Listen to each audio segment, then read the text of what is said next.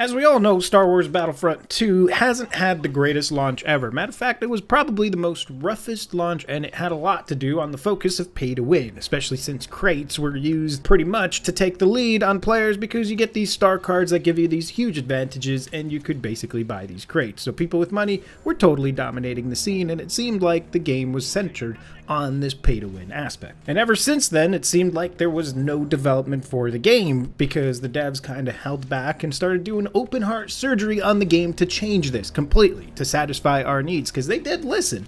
And in this new update, they are revamping the entire progression system. It's now going to be linear, and most importantly, star cards or other gameplay impacting aspects can only be earned through leveling up and by playing the game. You can't purchase that stuff. Matter of fact, what we're going to be seeing is loot crates will no longer be able to be purchased with money or anything in that matter. The only way you're going to get a loot crate is if you log in, complete milestones, and through time challenges. And in these crates, you're going to find credits or cosmetic items such as emotes or victory poses, and nothing that impacts gameplay. The new progression system allows you to earn experience from playing classes, hero characters, or ships, and through playing and gaining experience, you'll earn both credits and skill points when you level up. These skill points can be used to unlock star cards. Now you'll notice that star cards need you to be a certain class level in order to basically be able to even unlock them to input your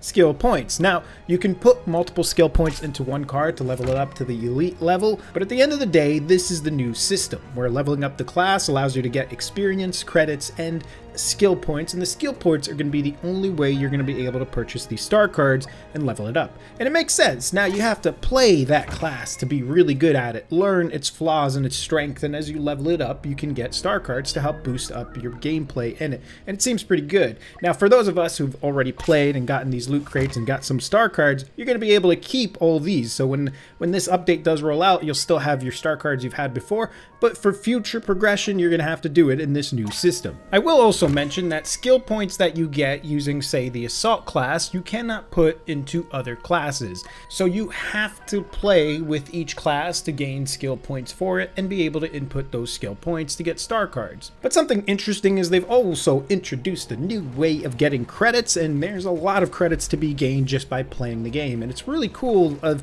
just getting a couple of kills can give you about 500 credits, and you could do this with pretty much any class you play or doing certain objectives in the game. So ultimately, it seems DICE has listened to us. While they've taken a break from updating the game, it seems all the work they've done has been to change this progression system and ensure future updates are going to be really good for us, because they do mention that there's going to be new modes coming in the coming months. This update we're going to see on March 21st, so be prepared to hop on to Star Wars Battlefront 2 and try out this new update method. In April is when we're going to start seeing the new cosmetic appearance update that is basically going to be where you can see some money put into the game. And it's the only way you're going to be able to get these appearances that will be used towards your heroes or troopers is through credits, which are earned in-game, or crystals, which are available to purchase in-game and through first-party stores. But in no way do these cosmetics add any boosts to your playstyle. So cosmetics are strictly just for appearance and looking different on each class that you want to have the cosmetic for. But the question remains, is this enough, or is it just a little bit too late?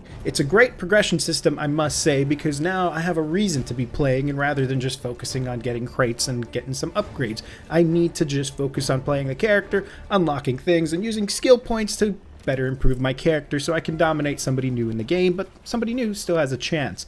Rainbow Six Siege had a rough beginning, not as bad as Star Wars Battlefront 2, but they did make it something amazing, something really good that's fun to play, and it still could use some more updates. But seeing as Star Wars Battlefront 2 didn't just give up right away, they listened to us, they implemented the change, and it's a good change at that. It only leaves us to question what's next, what's coming. It can be a bit late, but keep in mind, Rainbow Six Siege has been out for countless years now, and that leaves Star Wars Battlefront 2 in its aging moments that we're going to see some cool updates that come to it, and that's where it remains. What updates are we going to get? Let me know in the comments what you guys think about this, and if you guys want to see some other things coming to the game. Personally, I would have liked some more content dropped with this update, but hey, it might have taken them much longer because it's something they had to get right, and it's something I think that they actually nailed this time.